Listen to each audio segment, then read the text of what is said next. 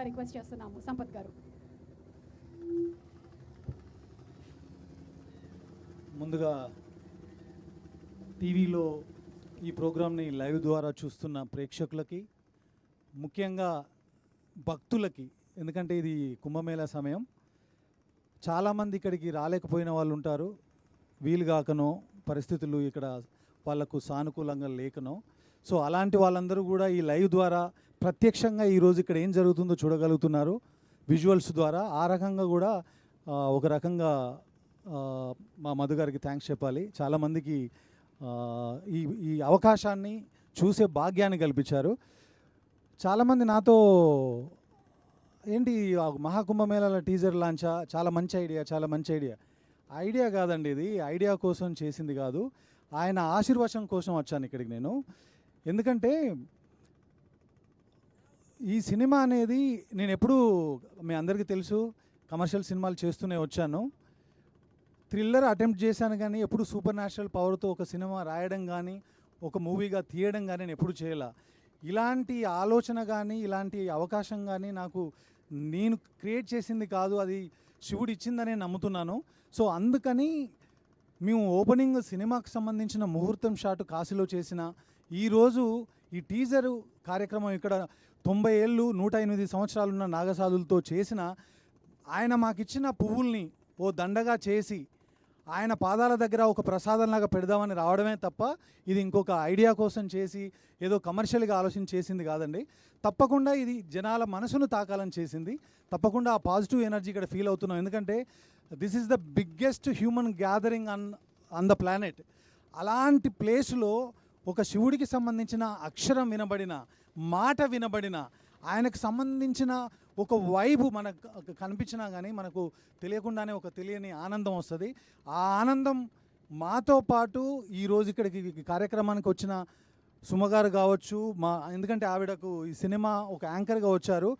అలాంటి యాంకర్ని ఇంత దూరం తీసుకొచ్చి, మీడియా వారిని ఇంత దూరం తీసుకొచ్చి, ఇక్కడ ఉన్నటువంటి కెమెరా పర్సన్స్ని ఇంతమందిని ఇక్కడికి తీసుకొచ్చి ఇలాంటి కార్యక్రమం అనడం కూడా నాకు ఇబ్బందిగా ఉంది. ఇలాంటి ఒక అదృష్టాన్ని ఇచ్చిన మధు గారికి నిజంగా మీకు చేతులెత్తి నమస్కారం చేస్తున్నానండి. ఇది ఎవరు చేయరు.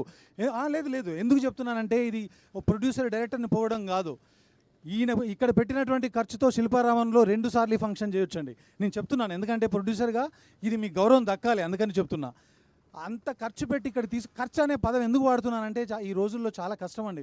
ఒక మీడియం రేంజ్ సినిమా చేసి ఆ సినిమాని రిలీజ్ చేయడమే కష్టం. అలాంటిది ఒక సినిమా టీజర్ లాంచ్కి ఇలాంటి ఒక అద్భుతమైన ఒక స్టేజ్ని ఏర్పాటు చేసి ఇలాంటి అద్భుతమైన అవకాశాన్ని మా అందరికి ఇచ్చినందుకు మీకు మరొక్కసారి ధన్యవాదాలు చెప్తున్నాను.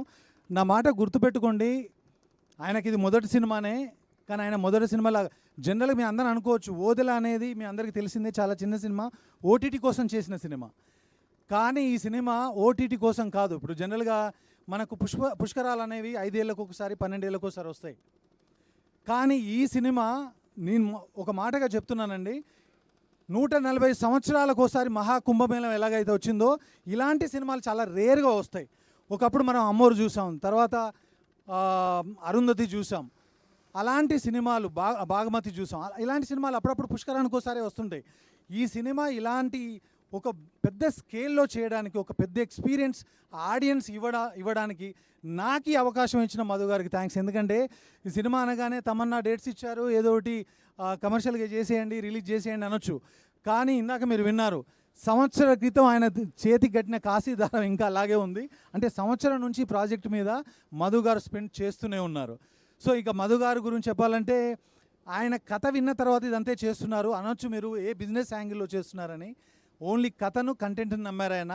ఆ కథను, కంటెంట్ నమ్మే ఇంత ఖర్చు పెట్టి ఇంత భారీగా ఇందులో ఉన్న విఎఫ్ఎక్స్ ఏ పెద్ద సినిమాకి తక్కువ కాదు, అంత విఎఫ్ఎక్స్ ఉన్నాయి. అయినా కూడా ఆయన ముందుకు తీసుకెళ్తున్నారు ఈ సినిమాని. ఆయన ఫ్యూచర్లో కథను విని సినిమాలు చేస్తున్నారు కాబట్టి దిల్ రాజు గారిలాగా, గీతా ఆర్ట్స్ అరవింద్ గారిలాగా చాలా పెద్ద ప్రొడ్యూసర్ అవ్వాలని ఇక్కడ మహాకుంభమేళ సాక్షిగా, శివుడు సాక్షిగా మనస్ఫూర్తిగా కోరుకుంటున్నాను మధు గారు. నెక్స్ట్ మా వశిష్ఠ, ఇందాక చెప్పారు ఆయన నాకు ఎప్పుడు బ్రదర్ లాంటి వ్యక్తే. ఆయన వాయిస్కు ఫ్యాన్, ఎందుకంటే ఆయన ఎప్పుడూ పాడలేదు మా తెలుగులో, కానీ మీతో తప్పకుండా పాడించాలి. సో ఎంత మంచి యాక్టరో అంత మంచి వాయిస్ ఆయనది. వశిష్ఠ గారి సినిమాలు మనం చాలా చూసాం కానీ ఆయన విశ్వరూపం ఈ సినిమాలో చూస్తాము. నేను స్టీరియోటైప్గా మాట్లాడుతున్నాను అనుకోవద్దు మీరు. ఏ వ్యక్తి అయినా సరే మనిషి ఉండి తను ఫిజికల్గా పర్ఫామ్ చేసినప్పుడు మనకు ఆ పర్ఫార్మెన్స్ నచ్చితే అది ఓకే అండి, అందరూ చేస్తున్నారు. ఇప్పుడు అందరూ మనకు గొప్ప గొప్ప ఆర్టిస్టులు ఉన్నారు. కానీ ఒక వాయిస్తో కూడా భయపెట్టి మాడ్యులేట్ చేసి ట్రీట్ చేశారు. తప్పకుండా ఈ సినిమా మీకు ఆల్రెడీ మంచి సక్సెస్లో ఉన్నారు. ఇది పెద్ద బ్రేక్ ఇవ్వాలని కోరుకుంటున్నాను మీకు. అజనీష్ గారు నేను పేర్లు చెప్పను కానీ తెలుగులో మీరు రావడానికి కారణం నేనే. పేర్లు చెప్పను ఎందుకంటే I was the first person to watch Kantara Kannada version in Telugu. Morning show వెళ్ళాను నేను. ఆ సినిమా చూసిన తర్వాత ఒక పర్టికులర్ పర్సన్ నేను కాల్ చేసి చెప్పాను. ఎందుకంటే దేవర్ సెర్చింగ్ ఫర్ అప్పుడు ఒక మ్యూజిక్ డైరెక్టర్, ఒక బ్యాక్గ్రౌండ్ స్కోర్ కావాలని. ఆయనకు చెప్పిన వెంటనే ఇమీడియట్గా మీరు ఒక పర్టికులర్ ప్రాజెక్ట్ రోపిన్ అయ్యారు. సో అది పెద్ద బిగ్గెస్ట్ బ్లాక్ బస్టర్ అయింది. అప్పటి నుంచి నేను పెద్ద ఫ్యాన్ మీకు. సో ఆ రకంగా దేవుడు బ్లెస్ చేసి మాకు ఈ సినిమాకి ఆయన యాక్సెప్ట్ చేసేలా చేశారు. యాక్సెప్ట్ చేయడం కాదు, I heard 50% of background score అండి. బ్యాక్గ్రౌండ్ స్కోర్తో గూస్ బంప్స్ తెప్పించడం ఏంటో నేను ఫస్ట్ టైం చూశాను మీ దగ్గర. అజనీష్ గారు, thank you so much for accepting this film. And me 1.5 months నుంచి మీరు పెడుతున్న ఎఫర్ట్స్కి, మీరు కోఆర్డినేట్ చేస్తున్న ఆర్టిస్ట్కి కావచ్చు, ఎవరైనా మీకు ప్లేయర్స్ కావాలనుకున్నప్పుడు మీరు ఎస్పెషల్లీ ఓదెల మల్లన్న టెంపుల్లో పనిచేసే ఒగ్గు కథ కళాకారుల దగ్గర నుంచి కూడా సౌండ్ తీసుకున్నారు.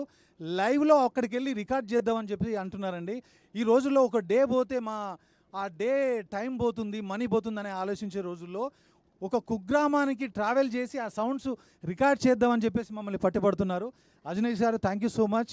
వర్డ్స్ సరిపోవు మిమ్మల్ని థ్యాంక్స్ చెప్పడానికి. Thank you so much. Ashok, మా జర్నీ చాలా ఇయర్స్ నుంచి, ఓ డెకేడ్ ముందు నుంచి ఉంది. యాక్చువల్గా ఓదెల రైల్వే స్టేషన్ డబ్బులు సంపాదించడం కోసం కాదు, అశోక్ని ఇంట్రడ్యూస్ చేయడం కోసమే చేశాను ఆనెస్ట్గా. దేవుడు బ్లెస్ చేసి ఆ సినిమాని సక్సెస్ చేశాడు. ఆ తర్వాత ఈ సినిమా చేద్దాం అనుకున్నప్పుడు అశోక్ను అనుకున్నాను. ఎందుకంటే ఓదెల ఫ్రాంచైజ్ స్టార్ట్ అవ్వడం అది ఓదెల మల్లన్న చలువే కాబట్టి. ఆ తర్వాత అతను చేసిన తర్వాత అందరు అడుగుతున్నారు, ఏంటి నువ్వు కూడా వెళ్తున్నావు అంటే, ఈ సినిమా స్కేల్ పెరిగిందండి. కంటెంట్ పరంగా, విఎఫ్ఎక్స్ పరంగా అన్ని రకాలుగా పెరిగినప్పుడు అతని ఎబిలిటీస్లో ఏదో అపనమ్మకంతో వెళ్ళింది కాదు, నేనుంటే కొంత హెల్ప్ అవుతుందని చెప్పేసి వెళ్ళి సపోర్ట్ చేయడం జరిగింది అంతే. సో తప్పకుండా నీకు మంచి జరగాలని కోరుకుంటున్నాను అశోక్. ఈ సినిమా ద్వారా నీకు మరిన్ని పెద్ద సినిమాలు రావాలి.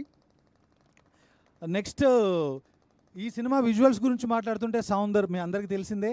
సౌందర్ది నాది ఆల్మోస్ట్ 10 years జర్నీ. నా అన్ని సినిమాలు ప్రొడక్షన్లో చేసిన, డైరెక్షన్లో చేసిన, ఏ ఒక్క విజువల్ బాగుందన్నా అది మా ఇద్దరి కాంట్రిబ్యూషన్. అతని కాంట్రిబ్యూషన్ లేకుండా నేను ఏమీ చేయలేను. సో సౌందర్, నువ్వు షూటింగ్లో ఉండి రాలేకపోయావు, but thank you so much for always giving me this kind of beautiful and stunning visuals. Will continue this journey.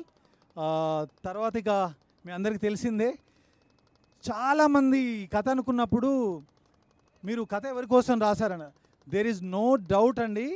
కథ క్రియేట్ అవ్వడమే నాగసాధు, ఆ శివశక్తి క్యారెక్టర్ క్రియేట్ అవ్వడమే తమన్న కోసం క్రియేట్ అయింది. మేము ఇంకొక అమ్మాయిని అనుకోలేదు, ఇంకొక అమ్మాయికి అప్రోచ్ అవ్వలేదు. ప్రొడ్యూసర్కి తెలుసు, అశోక్కి తెలుసు. కథ అనుకున్నప్పుడు చాలామందికి ఏంటంటే, మీ సినిమాల్లో వాన పాటలు ఉన్నాయి, చూపులతో దీపాల, జ్వాలారెడ్డి ఇలాంటి పాటలు చేస్తుంది కదా, ఇది ఒక శివశక్తి. తెలంగాణలో మీ అందరికీ తెలిసిందే శివశక్తులు అనేది ఎంత ఫేమస్సో, వాళ్ళు శివుడి శక్తులుగా, శివగణాలుగా ఎంత ప్రాచుర్యం పొందారో మీ అందరికీ తెలుసు. అలాంటి క్యారెక్టరు స్క్రీన్ మీద పండించాలంటే actors need lot of experience. అలాంటి ఎక్స్పీరియన్స్ ఉందా తనకి? ఎప్పుడు కమర్షియల్ సినిమాలు చేశారు కదంటే, నాకంటే ఎక్స్పీరియన్స్ ఎవరికి ఉంటుందండి. ఆవిడ గ్రోత్ చూశాను నేను. రచ్చ సినిమా దగ్గర నుంచి ఇప్పటి వరకు తను ఏం చేయగలదో చూశాను. సో ఆ అమ్మాయి ఒక యాక్టింగ్ ఎబిలిటీస్ మీద నాకున్న నమ్మకంతో నేను కాల్ చేసి చెప్పాను, ఇలాంటి కంటెంట్ ఒకటి ఉంది అని అనగానే షీ వాజ్ రియల్లీ ఎక్సైటెడ్. ఎందుకు ఎక్సైట్ అయిందో తన మాటల్లో మీకు చెప్తుంది. ఈ సినిమా ఒప్పుకున్న దగ్గర నుంచి తను సినిమా షూటింగ్ అంటే మనం రాళ్ళల్లో, రప్పలో, ఎండలో, ఎలాంటి ప్లేసుల్లో, చాలా హార్డ్ సిచ్యువేషన్స్లో మనం పనిచేస్తాం. అలాంటి ప్లేసుల్లో కూడా 48 degrees సెంటిగ్రేడ్ టెంపరేచర్ ఉన్నప్పుడు కూడా కాళ్ళకు చెప్పులు లేకుండా తను ఈ సినిమాలో షూట్ చేసింది. అదే కాకుండా గెటప్ కోసం కావచ్చు, అలాంటి గెటప్ వేసుకొని అంత వెయిట్ క్యారీ చేస్తూ ఉండడం మామూలు విషయం కాదు. సినిమా జరిగినన్ని రోజులు కనీసం మాంసాహారం దగ్గర కూడా వెళ్ళలేదు తను. సో అంత డెడికేటెడ్గా, అంత భక్తురాలిగా క్యారెక్టర్ని ఓన్ చేసుకొని తను ఇలా చేయడం నిజంగా I'm really proud of you Tamannaah. అసలు నేను ఎక్స్పెక్ట్ చేయలేదు.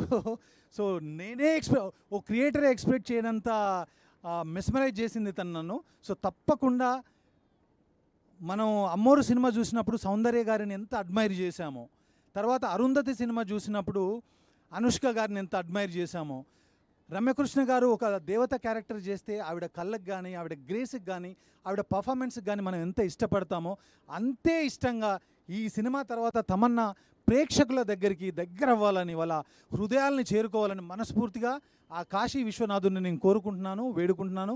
అది తథ్యం తప్పకుండా జరుగుతుంది. It will definitely happen.